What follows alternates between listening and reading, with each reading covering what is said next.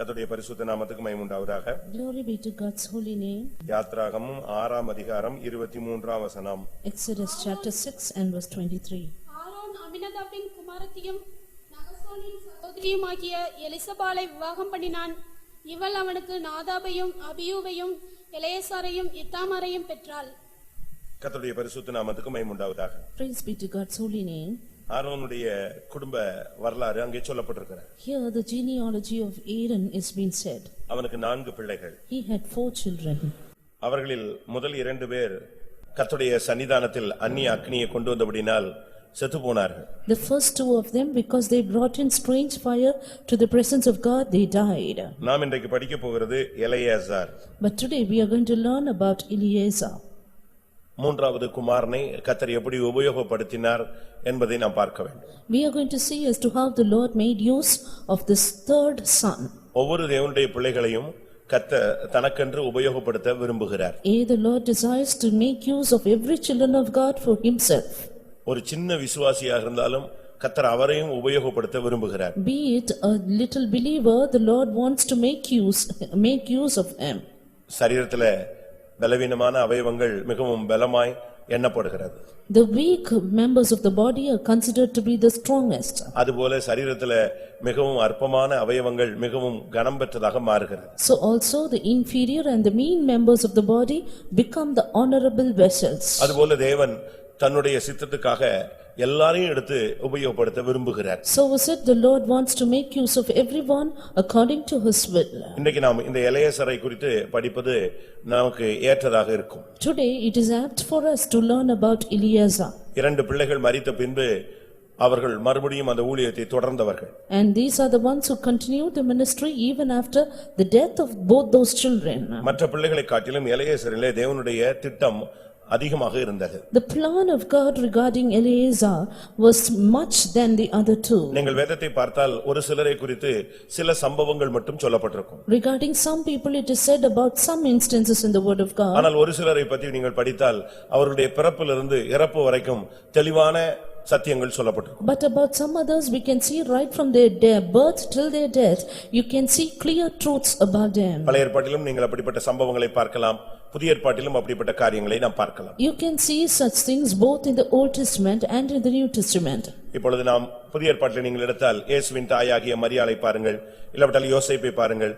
அவர்கள் பிறப்போ அவருடைய வளர்ப்போ ஒன்றுமே சொல்லப்படவில்லை. Now consider Mary and Joseph in the New Testament, their birth and their growth, none of these has been mentioned. அவர்கள் ஒரு கருவியாக சில காலங்கள் பயன்படுத்தப்பட்டார்கள். And they were only made use of as an instrument for certain days. அதற்கு பின்பு அவருடைய முடிவு சொல்லப்படவில்லை. And the end is not declared. அப்படியானால் ஒரு திட்டத்துக்காக அவர்களை எடுத்திருக்கிறார், அவர்களை உபயோகப்படுத்தி முடித்து விட்டார். That is, the Lord has taken them for a particular plan.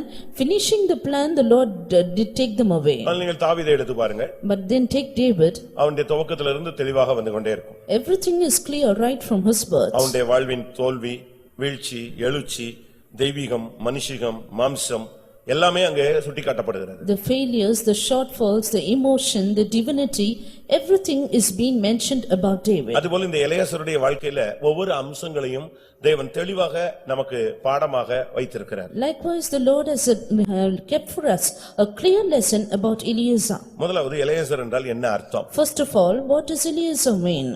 அதை நாம் விளங்கிக் கொள்ள வேண்டியது அவசியம். We need to understand that. தேவன் உதவி செய்கிறவர் என்று அர்த்தம். It means the Lord helps. தேவன் ஒரு மனிதனுக்கு உதவி செய்ய வல்லவர். The Lord is able to help a man. தேவன் பிதாவும் உதவி செய்திருக்கிறார், இயேசுவும் உதவி செய்திருக்கிறார், ஆவியானவரும் உதவி செய்கிறார். Even Father God helps, the Lord Jesus Christ helps, and even Spirit of God helps us. இரண்டாம் நாளாகமம் 14:11 பார்க்கும் பொழுது, Second Chronicles chapter 14 and verse 11. அங்கே வேதம் என்ன சொல்லுகிறது? What does the word of God say? பலன் அற்றவனுக்காகிலும் பலன் உள்ளவனுக்காகிலும் உதவி செய்கிறது கர்த்தாவே உமக்கு லேசான காரியம். Lord, it is nothing with thee to help, whether with many or with them that have no power. தேவனுக்கு உதவி செய்கிறது என்பது என்பது அவருடைய ஒரு கடமை, இல்லாவிட்டால் அது அவருடைய ஊழியம். As for God, helping is only his ministry or his duty. ஒரு தேவனுடைய பிள்ளைக்காக அவர் உதவி செய்ய எப்பொழுதும் தம்முடைய கையை நீட்டிக்கொண்டே இருக்கிறார். The Lord is always stretching out his hand in order to help a child of God. இதை குறித்து நாம் எபிரேயர் 2ஆம் அதிகாரத்தை பார்க்கும் பொழுது About this, when we read in Hebrews chapter 2, 16ஆம் வசனம் என்ன சொல்லுகிறது? and verse 16, what does it say? அவர் தேவ தூதர்களுக்கு உதவியாக கைகூடாமல் ஆபிரகாமின் சந்ததிக்கு அவர் உதவியாக கை கொடுத்தார். He did not render a helping hand to the angels, but took on him the seed of Abraham. விழுந்து போன தேவ தூதர்களுக்கு கை கொடுக்காமல் விழுந்து போன தேவனுடைய சாயலாக உருவாக்கப்பட்ட மனிதனுக்கு அவர் கை கொடுக்கிறவர். It is clearly said, he took not on him the nature of the fallen angels, but he took on him the seed of Abraham, the fallen man. இதிலிருந்து என்ன விளங்கிக் கொள்கிறோம்? What do we understand from this? தேவன் உதவி செய்கிற தெய்வம். The Lord, our God, is the one who helps. அடுத்ததாக நாம் மார்க் எழுதின சுவிசேஷம் 9ஆம் அதிகாரத்துக்கு நம்முடைய கவனத்தை கொண்டு வரும் பொழுது, Nextly turning to Mark the Gospel chapter 9, அங்கே இயேசு உதவி செய்கிற ஒரு காரியம் சுட்டிக்காட்டப்பட்டிருக்கிறது. even there it is mentioned about a point in which Jesus helps.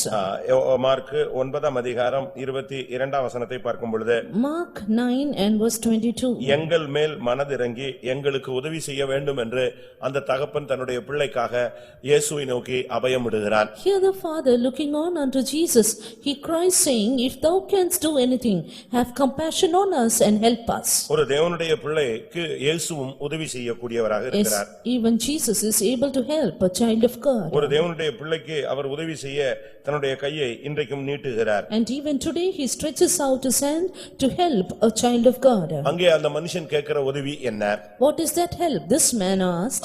முதலாவது நாம் நாளாகமத்திலே படித்தது யுத்தகளத்தில் நிற்கிற ஒரு மனிதன் உதவியை தேடுகிறான். In the book of Chronicles we see as to how a man who stood in the battlefield sought for the help of God. ஆனால் இங்கே நாம் பார்க்கும் பொழுது, But here ஒரு மனிதன் தன்னுடைய பிள்ளையை காப்பாற்றும்படியாக அழிக்கும் சக்தியிலிருந்து பிசாசின் போராட்டத்திலிருந்து அவனுக்கு உதவி செய்து தப்புவிக்க வேண்டும் என்று மன்றாடுகிறான். And here the man is beseeching the Lord that his child may be delivered from the demonic oppression, from the power of destruction.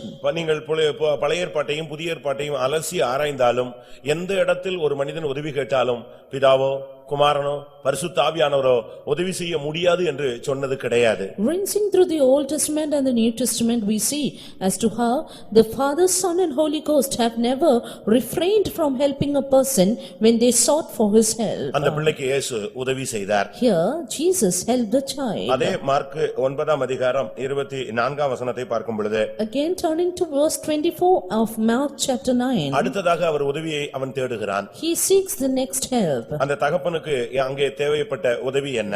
What was the help that the father needed? என் அவிசுவாசம் நீங்கும்படி எனக்கு உதவி செய்யும். Help thou mine unbelief. அப்படியானால் இருந்து என்ன விளங்கிக் கொள்கிறோம்? Then from this what do we understand? ஒரு மனிதனுக்கு எந்த சூழ்நிலையிலும் எப்பேற்பட்ட சூழ்நிலையிலும் எந்த ரீதியிலும் உதவி செய்ய இயேசு போதுமானவர். Jesus is more than sufficient enough for us to help any man in any time at any need. பிசாசை துரத்துவதற்கு மாத்திரமல்ல, Not only for casting out devils, ஒருவனை குணமாக்குவதற்கு மட்டுமல்ல, not only for healing a person. இங்கே இயேசுவினிடத்தில் அவன் கேட்கிறான், எனக்கு உதவி செய்ய வேண்டும். என்ன உதவி?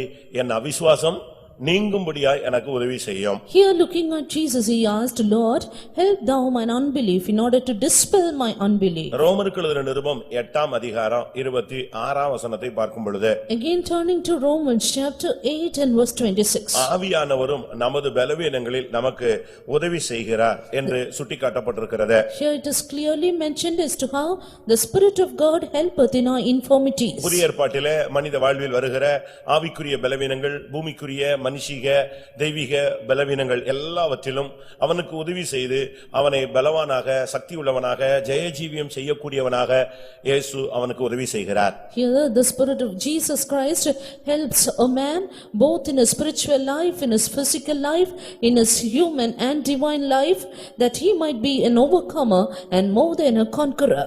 அடிமைத்தனத்திலே செங்கல் சுமந்து சீரழிந்து கொண்டிருக்கும் பொழுது விடுதலையற்ற நேரத்திலே நம்பிக்கையோடு தன்னுடைய பிள்ளைக்கு ஒரு பெயர் வைத்தான், ஆரோன். என்ன பெயர்? Eleazar.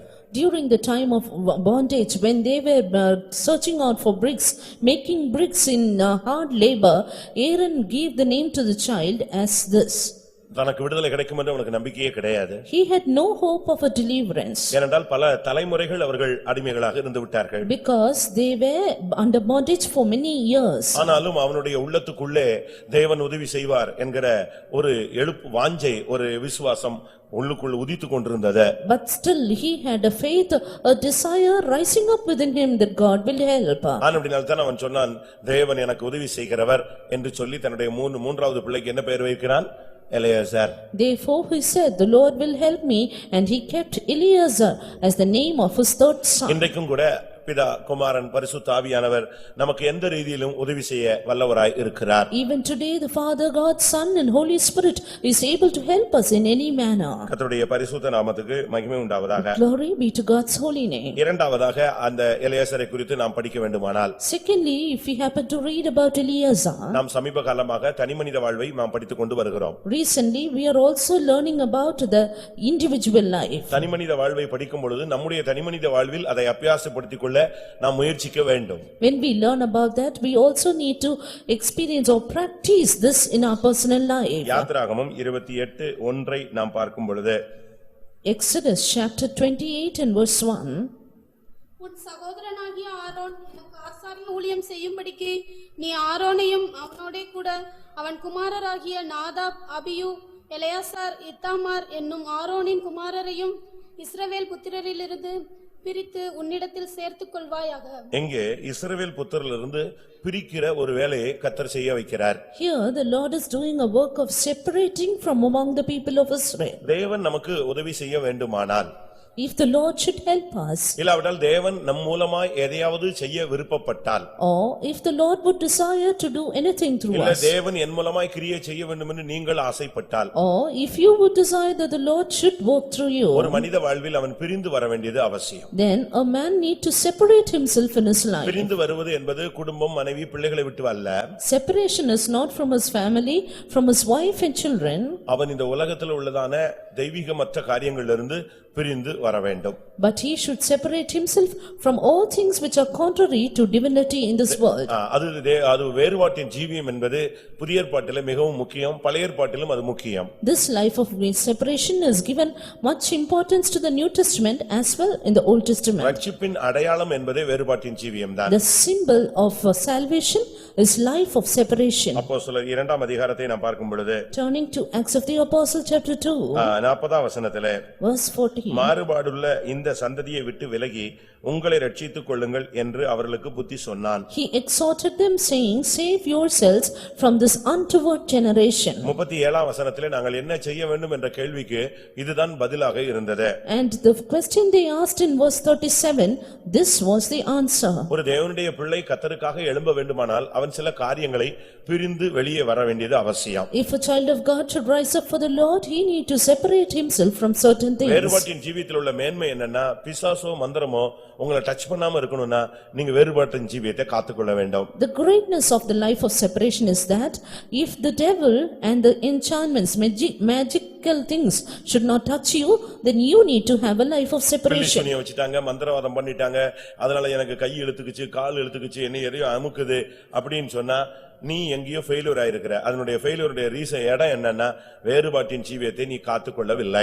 If you have the oppressions of the devil, if you have various working of the devil, like the devil is pressing you sore, you are unable to sleep and all these, then that means there is a failure, you do not have a life of separation. என்னாகமம் 23:9 பார்க்கும் பொழுது, Numbers chapter 23 and verse 9. ஜனங்களை சபிக்கும்படியாக வந்த மனிதன் சபிக்க முடியாதது, அந்த பிசாசு போராட முடியாதது, மேற்கொள்ள முடியாததுக்கு காரணத்தை அவனே சுட்டிக்காட்டுகிறான். Here the man who came to curse the people of God, he himself points out the reason why he could not curse them, why he could not oppress them. இந்த ஜனங்கள் ஜாதிகளோட கலவாமல் தனியே வாசம் பண்ணுவார்கள். These people dwell alone, they shall not be reckoned among nations. 23ஆம் வசனத்திலே சொல்லுகிறான், இவர்களுக்கு விரோதமான மந்திரவாதமே கிடையாது. Again in verse 23 he says, there is no enchantment against them. நீ உலகத்துக்கொத்த வேஷம் தரித்து உலகத்துக்கொத்தவர்களோடு இணைந்து நீ போகும் பொழுதுதான் உனக்கு விரோதமாய் வைக்கிற செய்வினைகள் பலிக்கிறது.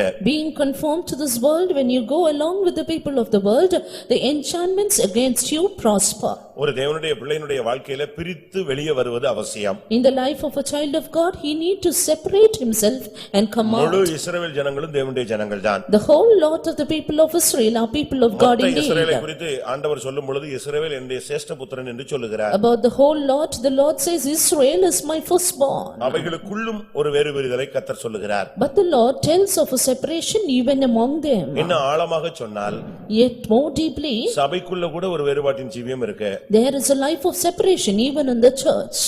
திரும்பவும் சொல்றேன். Repeating. சபைக்குள்ள நீங்க வந்துட்ட பிறகு கூட இங்கேயும் கூட நீங்க வேறுபாட்டின் ஜீவியத்தை செய்யணும். Even after coming to the church, even here you need to do a life of separation. ஏனென்றால் இங்கும் ஒரு சிலர் குறைவான தெய்வீகமற்ற ஒரு கூட்டம் உண்டு. Because even here there is a group who are contrary to divinity, who are away from God. அப்படிதானே வேதம் சொல்லுகிறது. That's what the word of God says. முதலாம் கொரிந்தியர் 5ஆம் அதிகாரத்தில் பார்க்கும் பொழுது When we turn to 1 Corinthians chapter 5, 9ஆம் வசனத்திலே verse 9. விபசாரக்காரரோட கலந்திருக்க கூடாது என்று நிருபத்தில் உங்களுக்கு எழுதினேன். I wrote unto you in an epistle not to company with the fornicators. ஆனாலும் இவ்வுலகத்திலுள்ள விபச்சாரரை குறித்து நான் சொல்லவில்லை. அப்படி சொன்னால் நாம் உலகத்தை விட்டே வெளியே போக வேண்டியது இருக்குமே. It not altogether with the fornicators of the world, for I must needs go out of the world. புறம்பேயர்களை குறித்து தீர்ப்பு செய்கிறது என்னுடைய காரியம் அல்ல.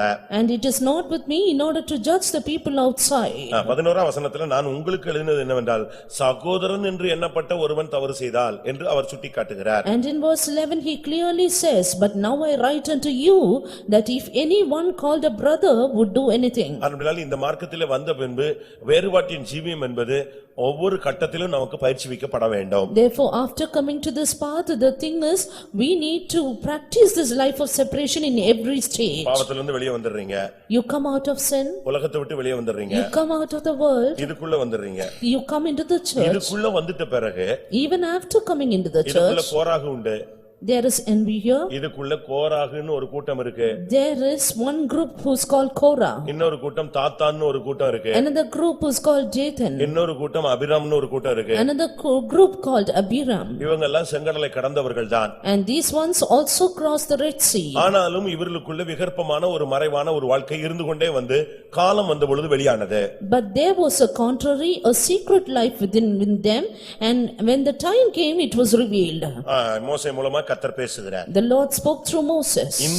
இவங்களை விட்டு வெளியே வந்து நில்லு. You come out of these people. அவங்கள சபைக்குள்ளேயே அப்படியே பூமிக்குள்ள இறக்குறாரு. And the Lord in the church itself sent them into the earth. இது ஒரு வேறுபாட்டின் ஜீவியம். This is a life of separation. நீ செய்யாவிட்டா கர்த்தர் செஞ்சா அது கஷ்டமா இருக்கும். If you don't do it and the Lord does it, you will feel it difficult. ஒரு காரியத்தை கர்த்தர் நம்மட்ட சொல்றாரு. The Lord is saying something to you. அத நம்ம செஞ்சிரணும். And we have to do then. நீ அதை செய்யாத பட்சத்துல If we don't do it, அவர் செஞ்சா எப்படி இருக்கும்? then if he does it, யோசிச்சு பாருங்க. just think. கோராகு தாத்தான் அபிராம் எல்லாம் என்ன ஆனாங்கன்னு உங்களுக்கு எல்லாருக்கும் தெரியும். You will know what happened to Korah, Dathan and Abiram. ஆனால் இதுக்குள்ள வந்துட்ட பிறகு ரொம்ப கவனமாக இருக்க வேண்டியது அவசியம். Therefore we need to be very careful while in this. 2ஆம் கொரிந்தியர் 6ஆம் அதிகாரத்திலே Again 2 Corinthians chapter 6. 14 இருந்து 18 வரை பார்க்கும் பொழுது Verse 14 through 18. அங்கே ஒரு வேறுபாட்டின் ஜீவியத்தை Pavul சுட்டிக்காட்டுகிறார். Here St. Paul points out another life of separation. இவர்களை விட்டு பிரிந்து You need to come out from உங்களை them நீங்கள் சரிப்படுத்திக் கொள்ளுங்கள். and be separate and set right. அப்ப இவர்களை விட்டு பிரிய வேண்டியது என்று ஒரு லிஸ்டே அங்கே சொல்லப்படுகிறது. Therefore here it is said about a list of people from whom we have to separate. இவர்களுக்கு உனக்கு சம்பந்தமே கிடையாது. You have no connection with them. ஆகையால் அவர்களை விட்டு பிரிந்து போய் அசுத்தமானதை தொடாதிருங்கள் என்று கர்த்தர் சொல்லுகிறார். Wherefore the Lord says, come out from among them and be separate, touch not the unclean thing. நான் இன்னும் உங்களுக்கு விளக்கமா சொல்றேன். I explain you more in detail. Nadab Abihu ரெண்டு பேரும் இவனுக்கு அண்ணன்கள். Nadab and Abihu, they both were the elder brothers. அதே வீட்ல தான் இருக்காங்க. They were in the same house. அதே ஆசரிப்பு கூடாரத்துல தான் இருக்காங்க. They were in the same tabernacle. அதே பரிசுத்த ஸ்தலத்துல தான் In இருக்காங்க. the same holy place. ஆனா ரெண்டு பேரும் அந்நிய அக்னியை கொண்டு வரும்போது அங்க ரெண்டு பேருக்குள்ள ஒருமனம் வந்துருச்சு. ஆனா இந்த மூணாவது ஆள் அதுல என்ன செய்யல? involve ஆகல. But when both of them brought in strange fire, they both were together, but the third person was not connected with them. ஒரே தாயின் பிள்ளைகள். Both the children of same mother. ஒரே இடத்துல ஊழியம் செய்றாங்க. All ministered in the same place. ரெண்டு பேருக்கும் அரை அடி வித்தியாசத்துல தான் ஊழியம் நடக்குது. There were various kinds of ministries between them. அரை அடி டிஸ்டன்ஸ்ல தான் பக்கத்துல நின்னு தான் ஊழியம் செய்றாங்க. They only did the ministry with half a feet distance. ரெண்டு பேர் சாவுறான், இவன் நிக்கறான் உயிரோட. Both died, but this man was alive. எப்படி அவனால முடிந்தது? How could he do it? அந்த அந்நிய அக்கினிக்கு இவனுக்கு சம்பந்தப்படுத்தவில்லை. Because he did not relate himself to that strange fire. அவன் பிரிஞ்சு நின்னதனால தான் அவனுக்கு ஜீவன் இருந்தது. பிரியாது இருந்ததனால அந்த இரண்டாவது ஆள் அவனோட சேர்ந்து செத்து விட்டான். Even there, because he was separate, he had life within him, but the other person, because he had no separation, he died. வேறுபாட்டின் ஜீவியம்ங்கிறது நம்முடைய புதிய ஏற்பாட்டு பெந்தெகோஸ்தே சபை உபதேசம் அல்ல, தேவனுடைய உபதேசம். Life of separation is not the Pentecostal doctrine, but it is the doctrine of God. அடுத்ததாக லேவியராகமம் 10ஆம் அதிகாரம் 16ஆம் வசனம். Nextly, Leviticus chapter 10 and verse 16. பாவ நிவாரண பலியாக செலுத்தப்பட்ட வெள்ளாட்டுக்கடாவை மோசே தேடி பார்த்தான், அது தகனிக்கப்பட்டிருந்தது. ஆகையால் மீதியாயிருந்த எலெயாசார் இத்தாமார் என்னும் ஆரோனின் குமாரர் மேல் அவன் கோபம் கொண்டு. இங்கே மோசே அந்த எலியாசர் மேல கோபப்படுகிறான். Here Moses was angry with Eleazar. இது ஒரு கடிந்து கொள்ளுகிற ஒரு அனுபவம். This was an experience of chastening. கோபம் வந்துருச்சு மோசேக்கு. Moses was angry. ஏனென்றால் அங்கே ஒரு பிரமாணம் மீறப்பட்டு விட்டது. Because a law was transgressed in that spot. ஏனென்றால் பாவ நிவாரண பலி செலுத்தப்பட்ட வெள்ளாட்டுக்கடாவை தேடி பார்த்தா அது புசிக்கப்படல. அது என்னாச்சு? சாம்பலாகி போயிடுச்சு. Because when he searched for that kid of goats which was for sin offering, it was not eaten but it became ashes. புசிக்க வேண்டியது புசியாமல் சாம்பல் ஆயிடுச்சு. That which has to be eaten, now it is turned to ashes. இப்போ இவன் பயங்கரமா கத்துறான். Now he is angry with them and எப்படி இந்த shouted, பிரமாணத்தை நீங்க மீறலாம்? how could you transgress the law? அப்ப ஆரோன் சொல்றாரு, ரெண்டு பேரும் செத்து போயிட்டாங்க, எனக்கு என்ன பண்ணணும்னு தெரியல, எதையாவது மாத்தி கீத்தி செஞ்சு திருப்பி ஏதாவது ஆயிடுமோன்னு சொல்லிட்டு நான் ஒண்ணுமே பண்ணாம அப்படியே விட்டுட்டேன் அப்படின்னு சொல்றாரு. Then Aaron said, already two had died, therefore I was afraid, I left it like that. ஆனா இது மோசேக்கு தெரியாதா? Did not Moses know this? சொல்லுங்க, மோசேக்கு தெரியாதா? Did not Moses know this? மோசேக்கு தெரியும், ரெண்டு பிள்ளைங்க செத்துட்டாங்கன்னு தெரியும். ஆனா சாவை விட எதுதான் முக்கியங்கறா? சத்தியம் தான் முக்கியம் சொல்றாரு. Moses well knew that both the children died, but he says doctrine or truth is more important than death. சாவு கரெக்ட், அது பிரமாணத்தை மீறினனால சாவு. மறுபடியும் நீ பிரமாணத்தை மீறினா திருப்பி அடுத்த வீட்ல இருக்கிற ரெண்டு என்ன செய்யும்? ஆயிரக்கூடாது அப்படின்னு தான் அவன் கடிந்து கொள்றான். True that death happened for both of them in the same house, but again if you transgress the law, death is sure. ஆனா இதுல எலியாசார் அப்படியே அந்த ஏச்சை வாங்கிக்கிட்டான். But Eleazar, he accepted the chastening. நம்மை மற்றவர்கள் கடிந்து கொள்வது என்பது அது ஒரு பாடம். When others chasten us, that is a lesson for us. ஒரு சிலர் எல்லாம் கடிந்து கொள்ளவே முடியாது. And some people you cannot chasten them at all. ஒரு சிலர் எல்லாம் நீங்க ரஃபா நடத்த முடியாது. Some others you cannot treat them rough. ஒரு சிலரை திருத்த முடியாது. Some people you cannot correct them. நாய் வாலை என்ன செய்ய முடியாது? நாய் வாலை நேராக்க முடியாதுன்னு சொல்லுவாங்க. You cannot straighten the dog's tail. அப்படி நம்ம வாழ்க்கையை நம்ம அப்படி ஒரு ஸ்டபர்னஸா மாத்தி கொள்ள கூடாது. We should not have such a stubborn life. நாம் வளையணும். We need to bend. எஸ்னா வாங்கிக்கணும். And we need to accept chastening. அப்படிதான் சங்கீதக்காரன் சொல்லுகிறார். That's what the psalmist says. 141ஆம் சங்கீதம் 5ஆம் வசனத்தை பாருங்கள். Psalm 141 and verse 5. அங்க நமக்கு எல்லாருக்கும் தெரிஞ்ச வசனம். A verse known to all of us. என்ன சொல்லப்பட்டிருக்கிறது? What is it said there? நீதிமான் என்னை குட்டட்டும். Let the righteous smite me. அது என் தலைக்கு எப்படி இருக்கும்? எண்ணெயை போல இருக்கும். It shall be an oil to my head. குட்டெல்லாம் வேண்டாம், திரும்பி பார்த்தாலே அவனுக்கு உச்சகட்ட டெம்பர் ஆயிடுறான். என்னை எப்படி திரும்பி பார்க்கலாம்? Now not even smiting, just turning back and staring itself, it is something that we cannot accept. கடிந்து கொள்ளுதல் என்பது நம்முடைய வாழ்க்கையில ஒரு அருமையான ஒரு ஜீவியம். Chastening is a beautiful life. ஒரு பிள்ளையை கடிந்து கொள்ளாம வளர்த்தா அது வேசிப்பிள்ளைன்னு பைபிள் சொல்லுகிறது. If a father doesn't grow up with chastening a child, then it becomes the child of an adulterer. உன்னை யாருமே சத்தம் போடல, உன்னை யாருமே கண்டுக்கல, உன்னை அப்படியே காட்டு மரம் போல காட்டு கழுதையை போல விட்டுட்டா நம்ம என்ன ஆகும்? If nobody is minding us, nobody is shouting at us, leaving us as a wild tree, then what will happen? தேக்கு மரம் அழகான ஸ்ட்ராங்கானது. Tree is strongest. ஆனா என்ன செய்வாங்க? But what happens? அத சைடுல வளரவே விட மாட்டாங்க. They will never allow it to grow on the sides. Why? அது சைடுல வளர விட்டுட்டா அது மரமா நம்முடைய கதவுக்கு ஒண்ணுக்கு என்ன செய்யாது? யூஸ் ஆகாது. If it grows on the sides, then it cannot be used for the wood.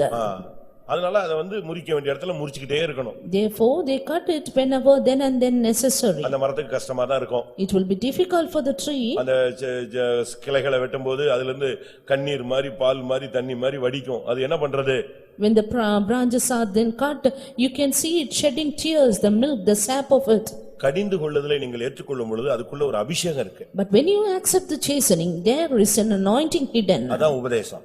That is the doctrine. நீதிமொழிகள்ல நீங்க முதலாம் அதிகாரம் 23ஆம் வசனத்தை பாருங்கள். Proverbs 1:23. என் கடிந்து கொள்ளுதலுக்கு திரும்புங்கள். You turn to my rebuking. இதோ என் ஆவியை உங்களுக்கு அருளுவேன். Behold, I give you my spirit. என் கடிந்து கொள்ளுதலுக்கு திரும்புங்கள். Turn you at my reproof. என் வார்த்தைகளை உங்களுக்கு நான் தெரிவிப்பேன். And I will make known my words unto you. ஆண்டவர் சத்தம் போட்டாருன்னு ஓடி போற கூடாது. இந்த தகப்பன் சத்தம் போட்ட உடனே ஸ்கூலுக்கு போகாம வீட்டை விட்டு ஓடி போவான் பாருங்க. கடைசில போய் அவன் நிக்கிற இடம் எங்க தெரியுமா? ஹோட்டல்ல எச்சியல எடுப்பான். You see, when the father shouts, the children run away from the schools and even their houses. Finally, they are found in the hotels picking up the waste leaves. இளைய குமாரன் எங்க போய் கடைசில நின்னா? Where did the prodigal son stand? பன்றி கூட்டத்தோட போய் இணைந்து கொள்கிறான். Finally, among the pigs. கடிந்து கொள்ளுதலுக்கு நீ திரும்பும் பொழுது அதுக்குள்ள ஒரு அபிஷேகம் இருக்கிறது. When you turn at the reproof, there is an anointing hidden. கடிந்து கொள்ளுதலுக்கு ஒப்பு கொடுக்கும் பொழுது கர்த்தருடைய வார்த்தை உனக்கு கிடைக்கும். When we surrender ourselves to chastening, we receive the words of God. என்னை யாரும் திட்டக்கூடாது, என்னை எவனும் கேட்க முடியாது. அப்படில வந்துட்டீனாலே நீ வந்து இந்த வளையாத கம்பியிலேயே ரெண்டு கம்பி இருக்கு. ஸ்டீல்ல ரெண்டு கைண்ட் இருக்கு. There are two kinds of steel rods. ஒரு ராட் வந்து எப்படினாலும் வளைச்சி அத இஷ்டத்துக்கு அந்த பில்டிங் கட்டறதுக்கு யூஸ் பண்ணலாம். One kind of rod is flexible, you can use it for the building work. சில இது வந்து கம்பெனில பண்ணும்போதே அது வந்து அந்த வளையும் தன்மையை இழந்துட்டு டெம்பர் ஆயிடும். While some others, when they are produced in the company itself, they lose their flexibility and become tempered. அத வளைக்க டப்புன்னு ஓடியதான் செய்யும். And when you try to bend them, they will break. அத யூஸ் பண்ண முடியாது. You cannot use them. கடிந்து கொள்ளுதலை ஏற்றுக்கொள்கிறவனை தான் கர்த்தர் யூஸ் பண்ண முடியும். The Lord can use only those people who accept chastening. ஏசுனா பரவாயில்ல, நம்முடைய நன்மைக்கு செய்றாங்க, சரி கரெக்ட், ஓகே, நம்ம எல்லாம் அவசரப்பட்டுட்டோம், நம்ம இப்படி பண்ணிட கூடாது, இப்படித்தான் எடுக்கணும், என்னை மட்டும்தான் ஏசுறாங்க, நான் தப்பு பண்ணாதான் பிரச்சனை அப்படின்னு நம்ம வந்து விகற்பமா ஒரு தாட்டுக்கு வந்துட்டோம்னாலே அதுக்கு பிறகு நம்மளால கடிந்து கொள்ள முடியாது, ஒடிஞ்சிருவோம். When they reprove us, when they chasten us, say it is okay, it is for my good. But when they chasten us, if you say they are doing it only at me, they do so much, then we will only break. ஒரு ஊழியக்காரனை எப்படி கடிந்து கொள்றது? How can you chasten a servant of God? அவன் பிள்ளை இல்லையே அவனை அடிக்கிறதுக்கு. He has no children to beat them. சரி, ஒரு விசுவாசி எப்படி கடிந்து கொள்றது? Then how can we chasten a believer? அவனை அடிக்க முடியுமா? Can you beat them? அடிக்க முடியாது. You cannot. ஆனா அப்ப என்ன செய்யறது? Then what should we do? அப்படியே விட்டுற முடியுமா? Can we leave them like that? விட்டா ஆண்டவர் எங்கள்ட்ட கணக்கு கேட்பாரே. Then the Lord will ask account of us. இதுக்கு தான் வேதம் என்ன சொல்லுகிறது? That is what the word of God says. நீதிமொழிகள் 6:23 பார்க்கும் பொழுது Proverbs 6:23. போதக சிட்சையே ஜீவ வழி. Reproofs of instruction are the way of life. அந்த போதகத்துல கொடுக்கிற லைட்டா கொஞ்சம் டோஸ் வந்து அவனை கரெக்ட் பண்ணிட்டே இருக்கும். The little doses in that instruction will correct the person. அதுலயும் கூட அவனை திட்டலன்னு சொன்னா நாங்க என் ஊழியத்துல உங்களை ஏமாத்துறோம்னு அர்த்தம். Even then, if you do not reprove, then that means we are doing a cheating ministry. நீங்க உங்களை நாங்க வந்து ஏமாத்தி காசு வாங்கிட்டு இருக்கோம்னு அர்த்தம். We cheat you and receive money at your hands. உன்னை வந்து கரெக்ட் பண்ண வேண்டியது எங்களுக்கு கையில கொடுக்கப்பட்ட ஒரு ஊழியம். But correcting you is a ministry given into your hands. தகப்பன் வந்து பிள்ளையை பெரம்பினால் அடித்தால் அவன் என்ன செய்யான்? Sagan. A child will not die if the father beats it with the rod. இல்லாவிட்டால் அந்த பிள்ளை தன்னுடைய தாய்க்கும் தகப்பனுக்கும் என்ன உண்டு பண்ணுவான்?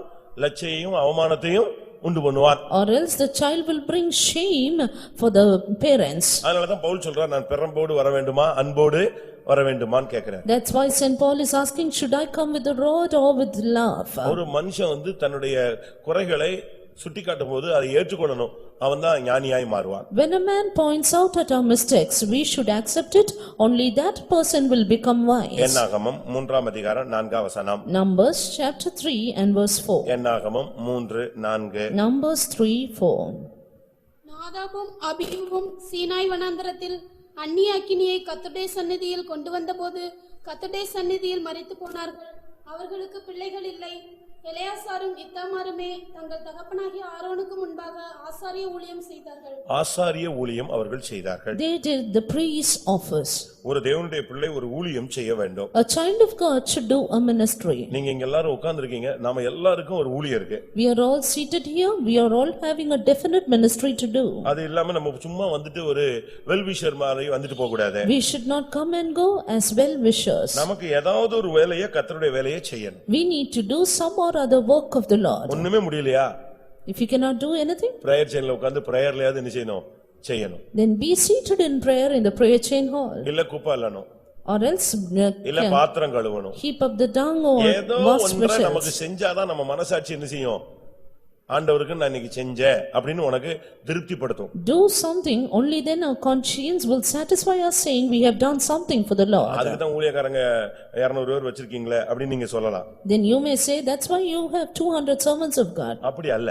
No, it's not like that. பாவத்திலிருந்து விடுதலையாக்கப்பட்ட எல்லாரும் ஊழியர்கள் என்று பைபிள் சொல்லுகிறது. Everyone delivered from sin is a servant of God, says the word of God. லேவியராகமம் 25:55 பார்க்கும் பொழுது Turning to Leviticus chapter 25 and verse 55. என்ன சொல்லப்பட்டிருக்கிறது? What is it said there? இஸ்ரவேல் புத்திரர் என் ஊழியக்காரர். Children of Israel are my servants. அவர்கள் நான் எகிப்து தேசத்திலிருந்து புறப்பட பண்ணின என்னுடைய ஊழியக்காரரே. They are my servants whom I brought forth out of the land of Egypt. எகிப்து என்கிற பாவத்திலிருந்து ஒருத்தன் விடுதலையாகி செங்கடலை தாண்டிட்டான், ஞானசானம் எடுத்துட்டானாலே கர்த்தர் அவனை எப்படி தான் பார்க்கிறாரு? ஒரு விசுவாசியா பார்க்கறதில்ல. எப்படி பார்க்கிறாரு? ஒரு ஊழியக்காரனா பார்க்கறாரு. Having been delivered from the land of Egypt, when a man crosses the Red Sea having taken water baptism, the Lord sees him as a servant of God. அதுக்கு பிறகு அவன் ஒரு ஊழியக்காரன். After that he is a servant of God. அவனை ஆசாரிய ஊழியம் செய்யணும். And he has to do the priest's office. சாதாரண ஊழியம் செய்ய கூடாது. Not an ordinary office. பல ஊழியங்கள் இருக்கு. There are various ministries. ஒவ்வொரு கோத்திரத்துக்கும் மெராரி இவங்கெல்லாம் ஆசாரிய ஊழியம் செய்ய மாட்டாங்க, சுமக்கற ஊழியம் செய்வாங்க. Some tribes they did the work of bearing and not the work of priesthood.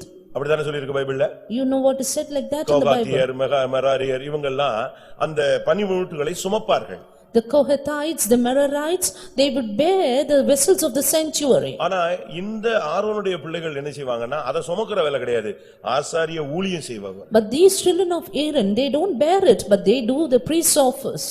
வெளிப்படுத்தல் 1:6 படி Again Revelation 1:6. வேதம் என்ன சொல்லுகிறது? What does the word of God our says? தம்முடைய இரத்தத்தினாலே நம்மை கழுவி நம்மை ராஜாக்களும் ஆசாரியர்களுமாய் மாற்றி விட்டார். Having washed us from our sins by his own blood, he has made us kings and priests. இன்னும் பேதுரு எபிரேயர் இவைகளில பார்க்கும் பொழுது Yet when we see in Peter and Hebrews, பரிசுத்த ஆசாரியர்கள், ராஜரீக ஆசாரியர்கள் இப்படி கிரேட் கூடிக்கிட்டே தான் வருது. we see about holy priesthood, royal priesthood, and grade keeps on increasing. அப்ப தேவனுக்காக நம்ம என்ன செஞ்சிருக்கிறோம் இந்த ஊழியத்துல அப்படினு பார்த்தா ஒண்ணுமே இல்ல. Therefore when we see into our life what we have done for the Lord, there is nothing. நாம் எல்லாரும் தேவனுக்காக ஏதாவது ஒரு விதத்துல ஒரு ஆசாரிய ஊழியம் செய்ய வேண்டும். Yes, we need to do the ministry of priesthood for the Lord in some or the other way. அடுத்ததாக Nextly, என்னாகமம் 3:32 வசனம். verse 32 of Numbers chapter 3. என்னாகமம் 3:32. Numbers 3:32. ஆசாரியனாகிய ஆரோனின் குமாரன் எலெயாசார் என்பவன் லேவியருடைய தலைவர்களுக்கு தலைவனாய் பரிசுத்த ஸ்தலத்தை காவல் காக்கிறவர்களுக்கு விசாரிப்புக்காரனாய் இருக்க வேண்டும். இங்கே அவன் ஆசரிப்பு கூடாரத்துக்கு தலைவனுக்கு தலைவனாக, லேவியருடைய தலைவர்களுக்கு தலைவனாய் அவன் நிற்கிறான். And here he was the chief of the Levites. இங்க பாருங்க, இத்தாமாருக்கு அந்த போஸ்டிங் கிடைக்கல. And Ithamar did not get that posting. அவனுக்கு கிடைச்ச போஸ்டிங் பாத்தீங்கன்னா இவன் தான் தலைவர்களுக்கு தலைவன். But he was the chief of the chief. இவனுடைய ஊழியம் என்ன தெரியுமா? What is his ministry? பரிசுத்த ஸ்தலத்தை காவல் காக்க வேண்டும். To keep charge of the sanctuary. அப்படி காவல் காக்கிறவர்களுக்கு விசாரிப்புக்காரனாய் இருக்க வேண்டும். And he has to be the oversight, do the oversight of those who keep the charge. அப்படினா என்ன? What does that mean? ஜெபம் பண்ணியா? Is it through prayer? விசுவாசத்துல நின்றாயா? Did you stand in the இன்னைக்கு faith? பைபிள் படிச்சாயா? Did you read the Bible today? இன்னைக்கு உபவாசம் எடுத்தாயா? Did you fast today? தேவ சமூகத்துக்கு போனாயா? Did you go to the presence of God? பரிசுத்த ஜீவியத்தை காத்துக்கொண்டாயா? Did you keep up your holy life? இதை விசாரிக்கிற ஒரு ஊழியத்துக்கு அவன் ஒரு தலைவனாக இருந்தான். And he was found to be the chief of the one who would inquire over these. நாம் ஒரு தேவனுடைய பிள்ளைகள் எல்லாரும் இந்த காவல் பரிசுத்த ஜீவியத்தை காக்க வேண்டும். We the people of God should keep up a holy life. ஊழியங்கள் நடக்கும், ஆனா பரிசுத்தம் இல்லன்னா அந்த ஊழியத்துல என்ன இருக்காது?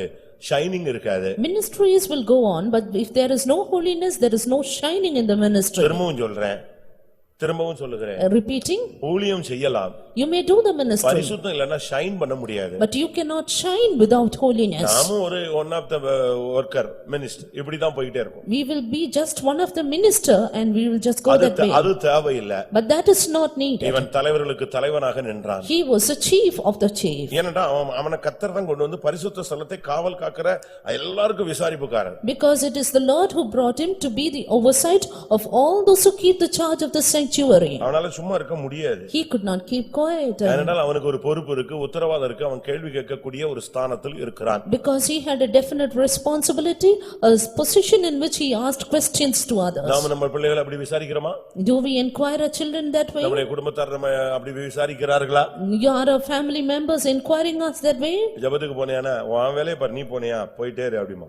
Did you go for prayer? If they ask, they say, did you go your way. வீட்ல நீங்க என்ன ஜெபத்துக்கு வரலனா நீ ஜெபிச்சிட்டியா போ நான் பாத்துக்கறேன். In their house they ask, do you not come for prayer? They say, did you pray? That's enough, you go your way. அப்படிதான் பிசாசு வந்து அந்த ஜெபத்துக்கு முற்றுப்புள்ளி வைக்கிறான். And the devil makes a full stop for the prayer.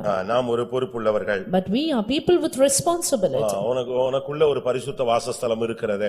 There is a sanctuary within you. ஏனென்றால் தேவனுடைய இதோ மனிதர்களுக்குள்ளே தேவனுடைய வாசஸ்தலம் இருக்கிறது. Behold, the tabernacle of God is with men. இத நீ காவல் காத்துக்கொள்ள வேண்டியது அவசியம். You need to keep charge of this. இதெல்லாம் நீ பொறுப்பு இல்லாம நாம இஷ்டத்துக்கு நம்ம செயல்பட முடியாது. We cannot work without responsibility. அவன் பாருங்க லேவியர்களுக்கு தலைவர்களுக்கு தலைவன். See, he was the chief of the Levites. தேவன் தான் அவனை அந்த ஸ்தானத்துல உச்சிக்கு கொண்டு வந்து நிப்பாட்றார். It is the Lord who kept him on the peak of that position. நம்மில் எத்தனை பேர் இப்படிப்பட்ட ஒரு விசாரிப்பு உள்ளவர்களாய் இருப்போம்? How many of us have this nature of inquiry? நமக்குள்ளேயே பரிசுத்த ஸ்தலம் இருக்கிறது. The sanctuary of God is within us. இத நீங்க வந்து காக்கலாம் கெடுக்கலாம். You can maintain it, you can also defile it. தெய்வீகத்தை அழிக்கலாம் கட்டி எழுப்பலாம். You can destroy, you can build up. அது எல்லாம் ரெண்டுமே சுயாதீனம் நம்ம கையில கொடுத்துட்டார். The freedom is given into our hands. அடுத்ததாக Nextly, என்னாகமம் Numbers 4ஆம் அதிகாரம் chapter 4 16ஆம் வசனம். verse 16. ஆசாரியனாகிய ஆரோனின் குமாரன் எலெயாசார் விளக்குக்கு எண்ணெயையும் சுகந்த தூப வர்க்கத்தையும் தினந்தோறும் இடும் போஜன பலியையும் அபிஷேக தைலத்தையும் வாசஸ்தலம் முழுவதையும் அதிலுள்ள யாவையும் பரிசுத்த ஸ்தலத்தையும் அதன் பணிமுட்டுகளையும் விசாரிக்க கடவன் என்றார். இங்கே 7 காரியத்துக்கு மேல அவனுக்கு விசாரிப்பு கொடுக்கப்படுகிறது. Here his nature of oversight for these things are given him. எப்பவும் அவனுக்கு இந்த விசாரிப்பை அவன் கரெக்ட்டா பாத்துக்கிட்டே இருக்கணும். Always he has to keep up this sight or oversight over these. இத தேவனே அவன் கையில கொடுக்கிறார். The Lord himself gave this into his hand. ஆண்டவரே அவன் கையில கொடுக்க சொல்லி மோசேட்டையும் ஆரோன்டையும் பேசிட்டார். The Lord had spoken to Moses and Aaron to give this duty to him. அவனுக்கு 7 ஊழியம் கொடுக்கிறார். 7 ministries. விளக்குக்கு எண்ணெய், Oil for the light, சுகந்த தூப வர்க்கம், sweet incense, போஜன பலி, daily meat offering, அபிஷேக தைலம், anointing oil, வாசஸ்தலம் முழுவதும், all the tabernacle, பரிசுத்த ஸ்தலம், all that is in the sanctuary, அதின் பனிமூட்டுகள், and the vessels in it. இது எல்லாத்தையும் அவன் எப்பவும் விசாரிப்புல கண்ட்ரோல்ல என்ன இது நடந்துகிட்டு இருக்குங்கிறது அவனுக்கு முன்னால தெளிவா இருக்கணும். He had to keep the clear oversight, a clear control over all these things. ஊழியங்கிறது சும்மா இல்ல ஜிப்பா போடுறதோ இல்ல ஒயிட் அண்ட் ஒயிட் போடுறதோ நகைய கலத்துறதோ இல்ல மீசை எடுக்கிறதோ இதெல்லாம் செஞ்சிட்டோன்னு உடனே நமக்கு வந்து சீட் அலர்ட் ஆயிடுச்சுன்னு நினைச்சிட கூடாது. Just because we wear the dress in white and white, just because we remove our ornaments and do many things like that, don't think the seat is reserved for us. உன்னுடைய ஜீவியத்துல விளக்குக்கு எண்ணெய் இருக்கா? Is there oil for the light in your life? விளக்கு இருக்கு. The light is there. ஆனா விளக்குக்கு எண்ணெய் இருக்கா? But is there oil for the light? கிருபை இருக்கா? Is there the grace? இரக்கங்கள் தேவனுடைய இரக்கங்கள் இருக்கா? Do we have the mercies of God? விளக்குக்கு எண்ணெய் இல்லனா என்ன பிரயோஜனம்? If there is no oil, what is the use of it? ஒரு பெரிய விளக்கு இருக்கு அதுக்கு எண்ணெய் இல்லனா என்ன பிரயோஜனம்? There's a big lamp but no oil, what is the use? ஒரு பெரிய ஃபோக்கஸ் லைட்ட கட்டி விட்டுட்டு சப்ளை இல்லனா என்ன இருக்கும்? There's a big focus light but no current supply, what is the use? இருள் அடைந்து கிடக்கும். Then it will be totally in darkness. விளக்குல எண்ணெய் இருக்கணும், அந்த எண்ணெயை வச்சு திரிய வச்சு கொளுத்துனாதான் குத்து விளக்குகளின் மத்தியில யார் உலாவுவா? தெய்வம் உலாவுவாரே. There should be oil in the light, and only if it burns brightly God will move among the candlesticks. உங்களுடைய விளக்குல எனக்கு எண்ணெய் இருக்கா? Is there oil in your light? அந்த புத்தியுள்ள புத்தி இல்லாத கன்னிகளை நீங்க படிச்சு பாருங்க. You learn about the wise and the unwise virgins. புத்தி இல்லாதவங்களுக்கு எண்ணெயே இல்ல. The unwise virgins, they had no oil. சரி, புத்தி உள்ளவங்களுக்கு என்ன இருக்கான்னு கேட்டா கொஞ்சம் எண்ணெய் இருக்கு. But the wise virgins had a little oil. ஒரு சில ஜெபம் பண்ணுவாங்க, ஆண்டவரே புத்தியுள்ள கன்னிகைகளா எங்களை வைத்துக்கொள்ளும். ஐயோ வருகையில நானே இப்பமே கைவிடுறதுக்கு நீங்க எழுதி கொடுத்த மாதிரி இருக்கு. Some people always pray, Lord, keep me as the wise virgin. It is like, Lord, reserve me to be left behind at your coming. புத்தியுள்ள கன்னிகையும் கைவிடப்பட்டவதான், புத்தி இல்லாத கன்னிகையும் கைவிடப்பட்டவங்க தான். The wise virgin, the foolish virgin, both of them are left behind church. ஏனென்றால் எப்பதான் வராரு மணவாளன்? Because when does the bridegroom come? அதெல்லாம் தெளிவா இருக்கும். நடு ராத்திரியில். He comes at midnight. அது ஒரு சப்ஜெக்ட், அதுக்கு இப்ப போக டைம் இல்ல. We have no time to go into that. உபத்திரவகாலத்தின் நடுவுல ஒரு இயேசு என்ன செய்றார்? இரண்டாவது வர்றத தன்மையை காண்பிக்கிறது. It shows that Jesus appearing the second time in the mid tribulation. அத புத்திக்கு வச்சிட்டு நம்மாலும் புத்தியுள்ள கன்னிகையானே மாற்றும் ஜெபிப்பாங்க. Some people not understanding that, they pray, Lord, make me a wise virgin. இன்னும் ஒரு குரூப் ஆண்டவரே 30 60 100 30 60 100 ன்னு ஜெபிக்கிறவங்க இருக்காங்க. Another group of people, they pray, Lord, make me 30 60 and 100. 30க்கு ஜெபிச்சா நீயே ஜஸ்ட் பாஸ் கொண்டு போய் ஜனத்தை நிப்பாட்றேன்னு அர்த்தம். If you are praying for 30-fold, then that means you are making yourself to stand in the just pass grade. 30 60க்கு இந்த அப்போஸ்தல ஊழியமே தேவையில்லை, independent மினிஸ்ட்ரியே போதும். For 30 and 60-fold independent ministry is enough, not this apostolic ministry. ஒரு சுவிசேஷகனுடைய ஊழியத்துல ஒருத்தன் பங்கெடுத்தாலே அவன் 30% அடிச்சிட்டு வந்துருவான். A man who is partaking in the ministry of an evangelist, he will have this 30%. ஏதாவது ஒரு அபிஷேகம் பெற்ற சபையில இருந்தா அவன் 60 அடிச்சிட்டு போய்டுவான். If he is in some anointed church, he can take that 60-fold. இந்த பிரதேசத்துல நிக்கிறவனுக்கு 100 தான் தேவையே தவிர 30 60க்கு இவ்வளவு பத்தியம் இருக்க வேண்டிய அவசியம் இல்ல. But those who aim at 100, they need this consecrated life, but those who are aiming at 30 and 60 need not have this consecrated life. விளக்குக்கு எண்ணெய் இருக்கா விசாரிச்சு பாரு. Do you have oil for the light? Inquire. உன்னுடைய விளக்குல எண்ணெய் இல்லனா இன்னைக்கு எண்ணெயை வாங்கிக்கொள். If there's no oil, today get it. இரண்டாவது சுகந்த தூப வர்க்கம். Nextly, sweet incense. prayer life எப்படி இருக்குன்னு நீ விசாரிச்சு பாரு. You just inquire, how is your prayer life? உன் மனைவியோ புருஷனோ ஊழியக்காரனோ இல்ல உடன் ஊழியக்காரனோ நீ காலையில 4 மணி ஜெபத்துக்கு போனாயா 6 மணி ஜெபத்துக்கு போனாயா 10 மணி ஜெபத்துக்கு போனாயான்னு உன்னை விரட்டிக்கிட்டே இருக்கணும்னு இல்ல, நீயே விசாரிச்சு பாரு இன்னைக்கு ஏன் நம்ம போகல. நீ எலேசர் தானே, கர்த்தர் உனக்கு உதவி செய்கிறவர் தானே, நீயே யோசிச்சு பாரு ஏன் உன்னால போக முடியல. இத்தனை வாரமா நீ போலையே, இப்படியும் போனீன்னா உனக்கு ஃபியூச்சர் எப்படி இருக்கும், உன்னால இந்த வாழ்க்கையில நிக்க முடியுமா? நம்மளே அனலைஸ் பண்ணணும். We should analyze ourselves whether we are attending all prayers, whether we are able to sit in the presence of God for us together, and we should analyze ourselves and have an oversight over ourselves. சுகந்த தூபவர்க்கம் ஜெபம் முக்கியம். Sweet incense, prayer is much important. கர்த்தர் time கொடுப்பாரு. The Lord will give you time. சுகம் கொடுப்பாரு. The Lord will give you health. எழுப்புவாரு. The Lord will raise you up. இது ஒரு time. This is a time. அதுக்கு பிறகு எழுப்ப மாட்டாரு. And then he will not make you up. You will not get grace. படுக்கையிலேயே கிடக்க வேண்டியிருக்கும். You will have to be on bed. அப்போ ஒரு காலம் அது. And that is another time. அதனால கிடைக்கிற டயத்தை நீங்க பயன்படுத்திக்கணும். Therefore make use of the time you get. Pastor Joel அவர்கள் அடிக்கடி சொல்லும் பொழுது, Pastor Joel very often used to say, கண்ணு நல்லா இருக்கும்போதே பைபிளை படிச்சு முடிச்சிரு. When the eyes are good sight, then you read the Bible and finish. முழங்கால் அதிகமா போட்டுக்கோ. When your knees are okay, you be on your knees much. கை இழுத்துட்டு போறதுக்கு முன்னாலேயே ரெண்டு கையும் வைத்து நல்ல ஸ்தோத்திரம் பண்ணி பழகிடு. Even before your hands get paralyzed, raise up both your hands and praise God. உனக்கு டைம் கிடைக்கும் போதே கர்த்தர் எழுப்பும் பொழுதே எழும்பி தேவ சமூகத்துல சுகந்த தூப வர்க்கத்தை போட்டுக்கொள். When you get time, when the Lord wakes you up, sit in the presence of God and put sweet incense. தினந்தோறும் இடும் போஜன பலி. And the daily meat offering. அது எதை காண்பிக்கிறது? What does that show? தினமும் தேவ சித்தம் செய்வதை காண்பிக்கிறது. It shows daily doing the will of God. இன்னைக்கு வேதம் வாசித்தாயான்னு எழுதி போட்டுருப்பீங்க, ஆனா யார் வீட்லயும் இன்னைக்கு தேவ சித்தம் செய்தாயா அப்படின்னு எழுதி போடுறது இல்ல. And in no house they write like this, did you do the will of God today? இயேசு சொல்றாரு, என்னை அனுப்பினவருடைய பிதாவின் சித்தத்தை செய்வதே எனக்கு ஆகாரமாய் இருக்கிறது, அதுதான் சாப்பாடு, மற்றபடி வேற சாப்பாடு எனக்கு முக்கியம் இல்லைன்னு சொல்றார். Jesus said, my meat is to do and finish the work of him that sent me. He says that is my food and nothing else is important. தேவ சித்தம் செய்வதுதான் நம்முடைய ஆகாரம். Is doing the will of God is our meat. அதை விசாரிச்சு பாரு. You inquire and see. அடுத்து அபிஷேக தைலம். Nextly anointing oil. உனக்குள்ள இன்னைக்கு அபிஷேகத்துல நிரம்ப முடிஞ்சதா இல்ல அந்நிய பாஷையே வரலையா, ஒரு இருள் அடைஞ்சது மாதிரி இருக்கா, விசாரிச்சு பாரு. Are you able to get full in the anointing, or you have no unknown tongues, or are you found to be in darkness? அந்நிய பாஷை உன்னால பேச முடியுதா? Are you able to speak in unknown tongues? தேவன்ட்ட உன்னால பேச முடியுதா? Are you able to speak in other tongues? சில ஊழியக்காரங்களுக்கெல்லாம் அந்நிய பாஷையே நான் கேட்டதில்லை. I have not heard the unknown tongues in some servants of God. அவங்க என் கூடயே ஊழியம் செஞ்சாங்க, என்னை விட்டு போய் விட்டார்கள். They worked with me but they left us. அபிஷேகத்துல நிரம்பணும். We have to get full in the anointing. ஆவியில நிரம்பி கடிந்து கொள்ளணும். You have to get full in the anointing and ஆவியில rebuke. நிறைந்து கமாண்ட் கொடுக்கணும். You have to get full in the anointing and command. அதுதான் Bible சொல்லுகிறது. That's what the word of God says. எப்பத்தா அப்படினாரு, ஒருத்தனுக்கும் புரியல. He said Ephata and none could understand. அப்படினா என்ன அர்த்தமா? What does that mean? ஒருத்தனுக்கு புரியல, அப்படியே பேக் மாதிரி முழிச்சிட்டு இருந்தான். ஆனா ஒருத்தனுக்கு அது கிடைச்சு கரெக்ட் ஆயிடுச்சு. யாருக்கு? காது அடைக்கப்பட்டிருந்தவனுக்கு என்னஞ்சிருச்சு? செவிடு திறந்துடுச்சு பட்டுன்னு. எப்பத்தான்னா என்ன அர்த்தம்? திறக்கப்படுவாயா.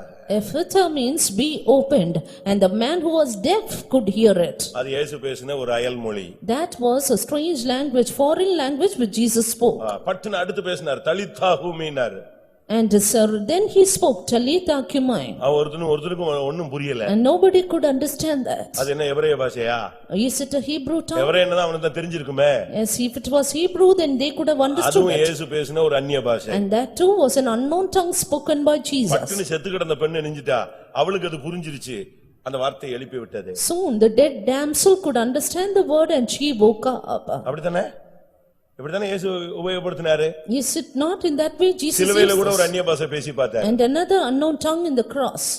அதுவும் அவங்களுக்கு புரியல. And they could not understand even எலியா that. வருவான் போல இருக்கு, இவர் ஏதோ நடக்க போகுதுன்னு சொன்னான். And they said Elijah would come and something is happening. அந்நிய பாஷை பேசு, வாயை திறந்து பேசு. You speak in unknown tongue, open your tongue and speak. பேசுகிறவன் மனுஷனோட அல்ல, தேவனோடு பேசுகிறான். He that speaketh in unknown tongues, he speaketh with God and not with man. ஒரு சிலர் நாங்கள் உள்ளுக்குள்ளேயே பேசிக்கொள்ளுகிறோம். Some people say we speak it inside. என் பக்கத்து வீட்டுக்காரன்ட்ட போய் நீ உள்ளுக்குள்ளேயே பேசு, அவனுக்கு புரியுதான்னு பாப்போம். And you அவன் ஏனா ஊம மாதிரி நிக்கறான், அவனே பாத்து. You go and speak to your neighbor in unknown tongues within yourself and he will say you're dumb. அந்நிய பாஷை பேசுகிறவன் தனக்கு பக்தி விருத்தி உண்டாக பேசுகிறான். He that speaketh in unknown tongues edifieth himself. அந்நிய பாஷை பேசுகிறவன் ரகசியங்களை பேசுகிறான். He that speaketh in unknown tongues speaketh mysteries. உனக்கு இருக்கிற அபிஷேக தைலத்தை நீ ட்ரை பாரு, கூடி இருக்கா, தைலம் குறஞ்சிருக்கா, எப்படி இருக்குன்னு பாரு. See how the anointing oil is within you, in what measure, whether it is increased or decreased. வாசஸ்தலம் முழுவதையும் and the whole of the tabernacle. உன்னுடைய சரீரம் முழுவதையும் நீ விசாரிக்கணும். You have to inquire your whole body. உன்னுடைய சரீரத்துல எங்க தோல்வி? Which part is the shortfall? உன்னுடைய வாயில தோல்வி இருக்கா? Do you have shortfall in your mouth? கண்கள்ல தோல்வி இருக்கா? There's defeat in your eyes. சிந்தையில தோல்வி இருக்கா? Failure in your thoughts. இருதயத்திலிருந்து புறப்படுகிறது உன்னை தீட்டுப்படுத்துகிற வாசஸ்தலத்தை நீ விசாரிச்சு பாரு. That which cometh from your heart, is it defiling you? Inquire. அடுத்து பரிசுத்த ஸ்தலம். Nextly sanctuary. உன்னுடைய பரிசுத்த ஜீவியம் எப்படி இருக்குன்னு விசாரிச்சு பாரு. Inquire and see how is your holy life. இன்னொருத்தன் வந்து நீ மாம்சத்துல இருக்கிற, நீ சரியில்லை அப்படினு சொன்னாதான் உனக்கு துக்கம் வரும். உன்னை நீயா விசாரிச்சு பாத்துக்க. If another person is saying you are not right, you are in flesh, then you will have grief. You set yourselves right. முந்தியெல்லாம் நீங்க பாத்தீங்கன்னா சுகர்னா டாக்டர்ட்ட போணும் செக் பண்ண. In the earlier days, if there is diabetes, you have to go to doctor to check. பிரஷர்னா அவர்ட்ட போய் check பண்ணிட்டு வரணும். For checking the pressure, you have to go to doctors. அப்படிதானே?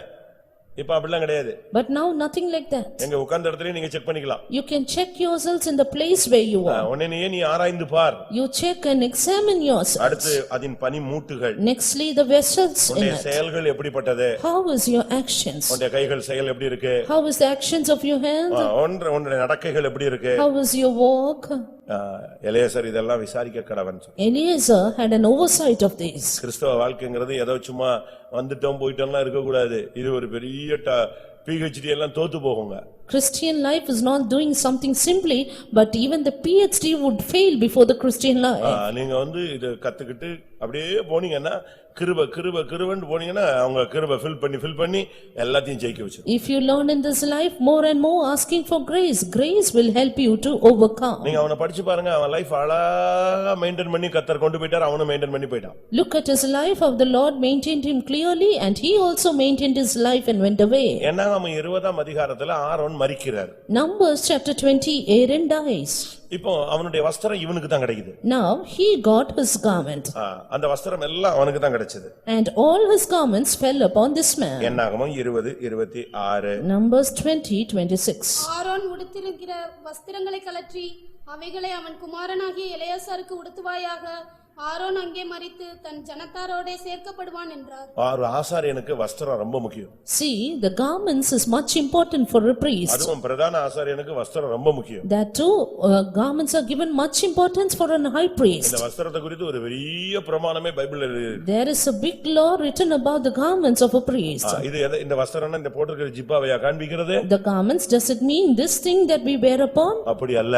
No, it is not like that. ஆண்டவர் தன்னுடைய மனசுல ஒரு வஸ்திரத்தை வச்சு அது அப்படியே ஆசாரியனுக்கு உடுத்த வைக்கிறார். The Lord keeps in his mind a garment and he puts on that garment upon the priest. நீங்கள் ஏசாயா தீர்க்கதரிசன புத்தகத்தை படிச்சு பாத்தீங்கன்னா, If you happen to read in the book of Isaiah, அவர் எதை உடுத்தி கொண்டிருக்கிறார், what was he putting upon? அவர் எதை விட்டு இருக்கு, அவர் என்னெல்லாம் உடுத்தி இருக்கிறார்னு பைபிள்ல ஒரு லிஸ்டே இருக்கிறது. There is a list of garments that he had put on. அவர் வைராக்கியத்தை சால்வையாக உடுத்தி இருக்கிறார், He had put போர்த்து on, கொண்டிருக்கிறார்.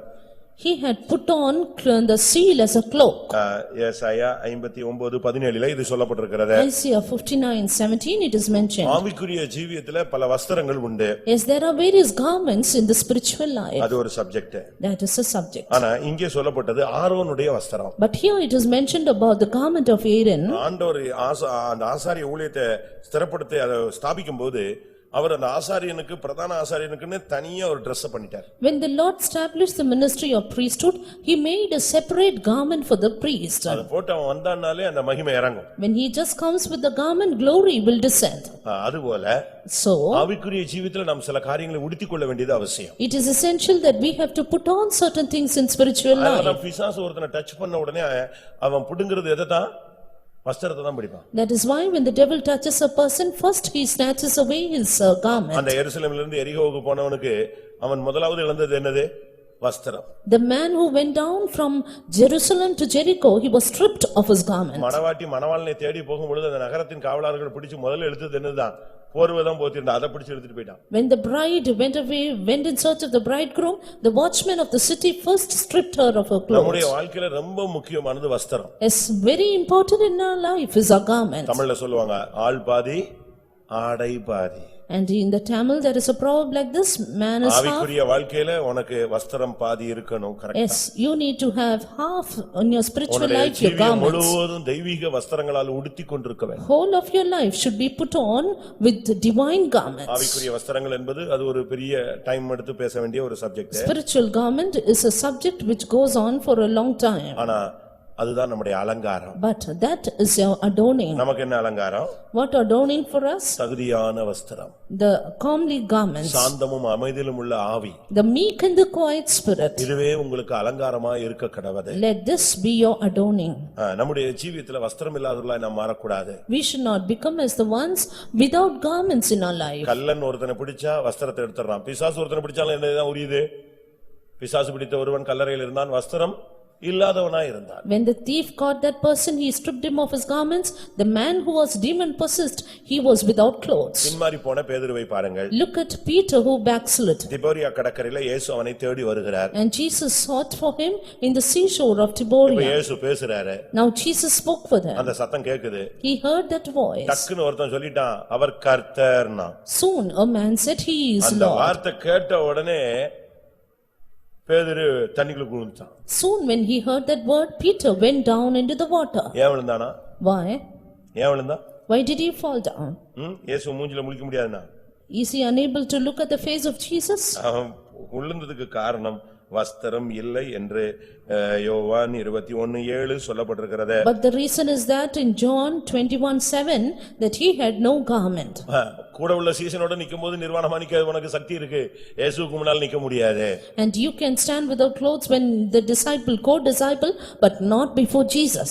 இதுதான் அங்க உள்ள சத்தியம். This is the truth there. வஸ்திரம் உனக்கு தேவை.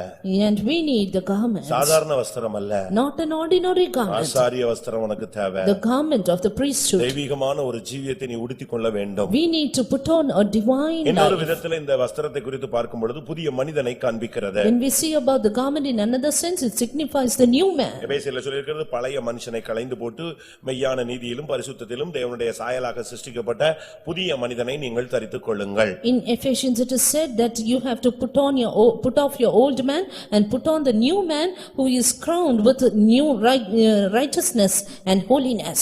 என்னாகமம் 27:21 பார்க்கும் பொழுது Numbers 27:21. என்னாகமம் 27:21. Numbers 27:21. அவன் ஆசாரியனாகிய எலெயாசாருக்கு முன்பாக நிற்க கடவன். அவன் நிமித்தம் அந்த ஆசாரியன் கர்த்தருடைய சன்னிதானத்தில் வந்து ஊரீம் என்னும் நியாயத்தினாலே ஆலோசனை கேட்க கடவன். ஆசாரியன் எலெயாசார் போய் என்ன செய்யணும்? கர்த்தருடைய சன்னிதானத்துல வந்து தேவனிடத்துல ஆலோசனை கேட்க கடவன். This Eleazar the priest should come to the presence of God and ask judgment of the Lord. ஆலோசனை நீங்க மனுஷன்ட்ட கேட்க போக கூடாது. You should not ask the counsel from man. ஒரு பிரச்சனையோடு ஒருத்தன் வந்தான்னா எலெயாசார் உடனே மாம்சீகமாகவோ இல்லாவிட்டா அனுபவ ரீதியிலேயோ இல்லாவிட்டா அறிவுபூர்வமாகவோ பதில் சொல்லக்கூடாது. If a man would ask for a problem, will come with a problem, the priest should not give it the counsel according to the human way. நம்மில் அநேகர் நம்ம செய்யற தவறு அதுதான். That is the mistake many of us commit. மனுஷீகமா என்ன பதிலோ டக்குன்னு அதை சொல்லிடுறோம். We give a human reply for them. இல்ல நம்ம படிச்சது தெரிஞ்சதை வச்சு அறிவுபூர்வமா பேசிறோம். Or we speak according to our wisdom and experience and studies. இல்ல விட்டா என்ன செய்யறோம்? அனுபவத்துல என்னென்ன நம்ம ஷார்ட் அடி வாங்கியிருக்கோம், எப்படி இப்படி போனா அப்படி வரும், அதை தெரிஞ்சு வச்சு சொல்லிடுறோம். We only teach them out of our experience. அனுபவம் வந்து எல்லா இடத்துலயும் கை கொடுக்காது. Experience cannot give a helping hand in all places. ஒரு இடத்துல ஆண்டவர் கண்மலையை அடிக்க சொல்றாரு. At one point God said you have to smite the rock. இது இந்த தொடர்ச்சியா இந்த அடிக்கிற பிராக்டீஸ் எடுத்துருவான்னு சொல்லிட்டு தான் அடுத்த இடத்துல என்ன செய்ய சொன்னாரு?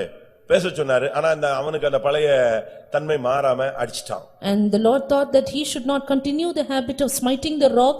He asked him to speak to the rock, but he smote again. தேவன் அதை அக்செப்ட் பண்ண முடியாது. The Lord could not accept it. அடிச்சதனால தண்ணி வந்துச்சு. And because he smote, the waters gushed out. அப்ப அவனுடைய பிரச்சனை தீர்ந்துருச்சு. His problem was solved. உன்னுடைய பிரச்சனையை உன்னுடைய சூழ்நிலையை நீ சமாளிச்சுக்கலாம். ஆனா கானானுக்குள்ள போக முடியாது. You may try to manage your situation, but you cannot enter into Canaan. அந்த இன்சிடென்ட் தான் மோசேக்கு பெரிய black பாயிண்டா வந்து விழுந்துச்சு. It is that incident which was a great black mark for Moses. அத வச்சு தான் ஆண்டவர் சொன்னாரு, நீ கானானுக்குள்ள கால் வைக்க மாட்டேன்னு. And with that the Lord said him, you cannot get into Canaan. அனுபவத்துக்கு இடம் கொடுத்ததுல உள்ள பெரிய அடி. That is a big correction because he gave place to his ஜனங்கள் அவனை experience. விசனப்படுத்தினபடினால் அவன் பதறி செயல்பட்டு விட்டான். And because the people vexed him, he worked unadvisedly. அப்படி ஒரு கட்டத்துக்கு இந்த எலியாசர் போக கூடாதுன்னு தான் கர்த்தர் சொல்றாரு. ஒருத்தனுக்கு பிரச்சனைன்னு வந்தா ஆசாரியன் எங்க போய் நிக்கணும்? கர்த்தருடைய சன்னிதானத்தில் வந்து என் ஆலோசனையை கேட்க கடவன். அதுக்கு பிறகு அதை ஜனங்களிடத்தில் சொல்ல கடவன். And that there may not be such a problem. The Lord said the priest should come to the presence of the Lord before the Lord and ask his counsel for the people. கர்த்தருடைய சன்னிதானத்துக்கு போக வேண்டும் என்பது தேவனுடைய திட்டம். Yes, it is the plan of God that we should go to the presence of God. அங்கதான் கர்த்தருடைய ஆலோசனை வெளிப்படும். It is there the counsel of God is revealed. தேவ சமூகத்துக்கு நீங்க போங்க, உங்களுக்கு தேவையான வார்த்தை கிடைக்கும். கிடைக்கலையா? அப்ப இன்னைக்கு அதை குறித்து பேச தேவன் விருப்பப்படலன்னு அர்த்தம். வெயிட் பண்ணு. Go to the presence of the Lord and you will get the necessary word at his mouth. If he doesn't give you, then that means he is asking you to wait. அப்படிதானே? உடனே இன்னைக்கு காலையிலேயே ஒரு பொண்ணை பாக்குறது, சாயங்காலம் கல்யாணம் கட்டி வச்சிருது, 3 நாள்ல வீட்டுல வந்து உட்கார்ந்துட்டு அழுதுகிட்டு இருக்கிறது. அதுல என்ன பிரயோஜனம்?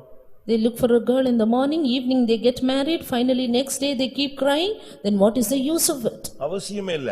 There's no use in it. ஆண்டவருடைய பாதத்துல கொஞ்ச நாள் wire. You keep it in the presence of the Lord in the feet of God. அந்த ஆரோனுடைய கோலை கொண்டு போய் எங்க வச்சாலும் அப்படி முளைச்சு உடனே என்ன செய்யாது? கனி கொடுக்காது. Aaron's rod will not bud and give forth fruit in any place. எந்த விஞ்ஞானத்துக்கு அப்படி செய்ய முடியாது. Any scientist cannot do that. ஆனா ஒரே நைட்ல தேவனுடைய சன்னிதானத்துல வச்சதனால என்ன கிடைச்சது? தளிர்த்தது, பூத்தது, காய்த்தது, கனியாக மாறினது. But when it was kept in the presence of the Lord, in a single night it budded, it brought forth blossoms and yielded fruit. கர்த்தருடைய சன்னிதானத்துல எவ்வளவு நேரம் நிக்கிறோமோ அவ்வளவு நேரம் நல்லது. So long as we stand in the presence of the Lord, that is too good for us. ஒரு clearance கிடைக்கிற வரைக்கும் wait பண்ணுங்க. Yes, wait until you get a clearance. நீங்க பாருங்க, ஒரு 2000 பேரை இழுத்துக்கிட்டு இந்த ட்ரெயின் போகும். The train would drag these 2000 people. அங்க சிக்னல் விழலன்னா அங்க ட்ரெயின்ல உள்ளவங்க என்ன குதிச்சாலும் கத்துனாலும் இல்ல இந்த ட்ரெயின் டிரைவரே கோவப்பட்டுட்டுலாம் வண்டியில என்ன செய்ய முடியாது, எடுத்துலாம் போக கூடாது, அங்கேயே தான் நிக்கணும். சிக்னல் கிளியர் ஆனாதான் போவோம். But if the signal is not clear, how much ever the driver or the passengers would be angry, the train cannot move. நமக்கு எப்படி? How is it for us? நம்ம ஏதோ தப்பு பண்ணிட்டாங்க போல இருக்கு சிக்னல் நின்று நம்ம நேரா போய் பள்ளத்துல விட்டுறோம். We think there is something going wrong with the signal and அவர்கள் நெடுக போய் தண்டிக்கப்படுகிறார்கள்னு பைபிள் சொல்லுகிறது. And the word of God says he straightly go and is punished. நம்முடைய ஜீவியத்துல ரொம்ப கவனமாக இருக்க Yes, we need to be very careful in our lives. இன்னைக்கு நாம எலியாசரை குறித்து படித்திருக்கிறோம். Today we have learned about Eleazar. என்ன இருக்கு? ரொம்ப பாயிண்ட் இருக்கு, போதுமானது. There are yet many more things, but today it is enough. ஒரு 8 பாயிண்ட் பேசியிருப்பேன். I have spoken 8 points, I think. நீங்க நோட் பண்ணிருப்பீங்கன்னு நினைக்கிறேன். I think you would have noted it down. தேவன், எலியாசர் என்றால் தேவன் உதவி செய்கிறார். Eleazar means God for our help. உனக்கு எந்த சூழ்நிலையிலும், உன்னுடைய அவிசுவாசத்திலும், உன்னுடைய பலவீனங்களிலும், உன்னுடைய வியாதி பிசாசின் போராட்டமான நேரங்களிலும், உன்னுடைய யுத்தகலங்களிலும் அவர் உனக்கு உதவி செய்ய வல்லவர். In any situation, be it your sickness, your demonic oppression, or anywhere you are, the Lord is able to help you. உலகத்தை விட்டு வேறு பிரிய வேண்டும். You have to be separated from the world. சபைக்குள்ள இருக்கிற பின்மாற்றக்காரர்களை விட்டு வேறு பிரிய வேண்டும். Separated from the backsliders in the church. கடிந்து கொள்ளும்போது நீங்கள் பிடரியை கடினப்படுத்த வேண்டாம். Don't be stiff-necked when you are stubborn. நல்லது, சாரி, நான் அப்படி செஞ்சிருக்க கூடாது, பேசிருக்க கூடாது. உடனே அப்படியே தாழ்த்தி ஒப்பு கொடுத்து அதை நீதிமான் நமக்கு செய்கிற ஒரு சரிப்படுத்துதலாக எடுத்துக்கொள்ள வேண்டாம். When you are reproved, immediately accept it as the correction of the righteous and surrender. நாம் ஒரு ஆசாரியர்கள். We are priests. கர்த்தருக்காக ஏதாவது ஒரு ஊழியத்தை டெய்லி நம்ம செய்யணும். We have to do some or another ministry for the Lord. நமக்கு ஒரு விசாரிப்பு இருக்கிறது. There is an inquiry for us. பரிசுத்த ஸ்தலத்தை குறித்த ஒரு பொறுப்பு நமக்கு இருக்கிறது. A responsibility of the sanctuary is there. உன்னிடத்தில் ஒப்புவிக்கப்பட்டதை அந்நாள் வரை நினைச்சுக்கொள், காத்துக்கொள். Keep that which is thou is committed unto you. ஒப்புவிக்கப்பட்ட அந்த நற்பொருளை விசுவாசத்தோடு காத்துக்கொள். Keep that good thing which is given unto you by faith. உன்னிடத்தில் நம்பி கர்த்தர் பல காரியங்களை கொடுத்திருக்கிறார். As having believed you, the Lord has entrusted many things. அடுத்து டெய்லி நீ விசாரிக்கணும். You have to inquire of it every day. உன்னுடைய ஜெப ஜீவியம் என்ன? Your prayer life, how is it? கிருபை என்ன? Your grace, how is உன்னுடைய it? அபிஷேகம் என்ன? Your anointing, how is உன்னுடைய it? ஜீவியத்தில் உள்ள தோல்விகள் நிறைவுகள் என்ன? Failures and fullness, how is it? அடுத்ததாக உன்னுடைய வஸ்திரம். Nextly, your garments. தெய்வீகமான வஸ்திரம் எப்பொழுதும் நீ வைராக்கியத்தை தெய்வீகத்தை உடுத்திக்கொண்டே இருக்கணும். We need to always put ourselves on with the seal and divine things. அவர் ஒளியை வஸ்திரமாக தரித்திருக்கிறார். He has put on light as his garments. எல்லாவற்றுக்கும் மேலாக தேவ சன்னிதானத்தில் நின்று பழகுங்க. Above all, habituate in standing in the presence of the Lord. எல்லாரும் கண்களை மூடுங்க. Let us all close our eyes. நமக்கு ஒரு கன்வென்ஷன் இருக்கிறது. A convention is before us. அதி சீக்கிரத்தில் அது சில மணி நேரங்களில் தொடங்கும். Within few hours it will start. நாளைக்கு இந்த நேரம் எப்படி இருக்கும்னு உங்களுக்கு தெரியும். You know how it will be tomorrow at this time. ஆனா இதுக்காக நீ ஒரு ஆசாரியர். But for this you are a priest. தேவன் நமக்கு உதவி செய்ய வல்லவர். The Lord is able to help us. ஆனால் தேவன் எலியாசர்களை சபையில் தேடுகிறார். But the Lord is seeking for Eleazars. இந்த மாலை நேர கூட்டத்துல கூட கர்த்தர் நம்முடைய சபையில எலியாசர்களை எதிர்பார்க்கிறார். Even at this evening meeting the Lord is searching for Eleazars among us. Nadab Abihu தேவையில்லை. Nadab and Abihu is not needed. சபையில எலியாசர்கள் கர்த்தருக்கு தேவை. But the Lord wants Eleazars in the church. தேவன் உதவி செய்ய வல்லவர் என்று காத்திருக்கிற ஜனங்கள் தேவை. The Lord needs people who save, who wait saying God will help தேவ him. சந்நிதியிலே நிற்கிற ஜனங்கள் தேவை. The Lord needs people who would stand in the presence of God. தெய்வீகத்தை உடுத்திக் கொள்ளுகிற ஜனங்கள் தேவை. The people who would clothe on divinity. ஜீவியத்தை விசாரிக்கிற ஜனங்கள் தேவை. People who will inquire of their own lives. ஒரு கர்த்தருக்காக வேறுபட்டு நிக்கிற ஒரு கூட்டம் தேவை. The people who stand for the Lord separated. கர்த்தாவே எலியாசரை அப்படி வேறு பிரித்து பாதுகாத்து விழுகை இல்லாமல் ஜெயத்தோடு ஓட்டத்தை முடிக்க வைத்த தேவன் என்னையும் உம்முடைய கரங்களில் ஒப்படைக்கிறேன், என்னையும் அப்படியே உருவாக்கும் என்று ஒப்புக்கொடுக்கிறவர்கள் கண்களை மூடி முழங்கால் படியிடுங்கள். Those who surrender themselves saying, Lord, who kept Eleazar from falling, I also commit myself into your hands for a victorious end. Let us yield ourselves. குடும்பத்தில் பல மரணங்கள் வந்தது. There are various deaths in the family. ஊழியத்தில் அநேகர் மரித்து போனார்கள். Many died in the ministry. இவன் அவர்களோடு இணைந்து கொள்ளவில்லை. But he did not join with them. இவன் மரணத்துக்குரியவன் அல்ல, இவன் ஜீவனோடு ஊழியம் செய்யும்படியாக அழைக்கப்பட்டவன். He was not meant for death but called for life with the ministry. நீ இந்த சபையில ஒரு Eleazar. You are an Eleazar in this church. அப்படிப்பட்டவர்கள் எல்லாரும் கண்களை மூடி உங்களை ஒப்புக்கொடுங்க. Such ones close your eyes and surrender. எலியாசருக்கு ஒரு அபிஷேகம் இருந்தது. Eleazar had an anointing. எலியாசருக்கு ஒரு ஊழியம் இருந்தது. He had a ministry. எலியாசருக்கு ஒரு வஸ்திரம் இருந்தது. Eleazar had a garment. எலியாசருக்கு ஒரு பொறுப்பு இருந்தது. Eleazar had a charge. அருமையான தேவனுடைய ஜனமே, உனக்கு ஒரு ஊழியம், உனக்கு ஒரு அபிஷேகம், உனக்கு ஒரு பொறுப்பு உண்டு. Beloved child of God, you have a ministry, you have a charge. எலியாசரை பலப்படுத்தினவர் உன்னையும் பலப்படுத்த வல்லவர். He who strengthened Eleazar is able to strengthen you too. கர்த்தாவே எனக்குள்ள அந்த வேலையை செய்யும் என்று ஒப்புக்கொடுங்கள். Surrender saying, Lord, do that work in me. ஒரு 2 நிமிஷம் கர்த்தருடைய பலன் நம்மை ஆட்கொள்ளட்டும். 2 minutes let the strength of God overpower us. Pavul சொல்லுகிறார் என்னை ஆட்கொண்டவர் என்று சொல்லுகிறார். Saint Paul says, God who had rule over me. இந்த கன்வென்ஷன்ல நம்ம விசுவாசிகள் ஊழியர்கள் எப்படி போகணும் தெரியுமா? You know how the servants of God and believers should be in the convention. கட்டுண்டவர்களாய் உள்ளே போக வேண்டும். They should go bound to the Spirit. கர்த்தர் அப்படிப்பட்ட ஒரு வல்லமைக்காக நம்மை நிரப்பும்படியாக ஒப்புக்கொடுப்போம். Surrender that the Lord may fill us with that power. Rebecca Bahasatuna Manadia Rashaboy Namahatula Kadabodinodia. Hallelujah, hallelujah. Oh, Rabau Shabodi, oh, Rabau Dine. Hallelujah, hallelujah. Aida hani dana hasadu na. Amen, amen. Hallelujah. பழைய ஏற்பாட்டிலே ஒரு மனிதனை தேவன் இந்த விதத்துல பாதுகாத்து பயன்படுத்தி முடிவை மகிமையாய் மாற்ற முடியுமானால் என் புதிய ஏற்பாட்டிலே அபிஷேகம் பெற்ற உனக்கு அந்த வாழ்க்கை முடியாது, நிச்சயமாய் முடியும். எத்தனை பேர் விசுவாசிக்கிறீர்கள்? Hallelujah. ஆமென். ஒரு அபிஷேகத்தோட நம்ம கூட நம்ம கன்வென்ஷனுக்குள்ள போகலாம். ஆமென், ஆமென், ஹalleluya. ரேகபாலா பக்கத்துல. ஓ ரபௌ ஷபாரியா. ஆமென், ஆமென், ஆமென், ஆமென். ரபினா ஹாத்திலா ஷபாரியா. ஹalleluya, ஹalleluya, ஹalleluya, ஹalleluya. ஓ ரபௌ ஹalleluya.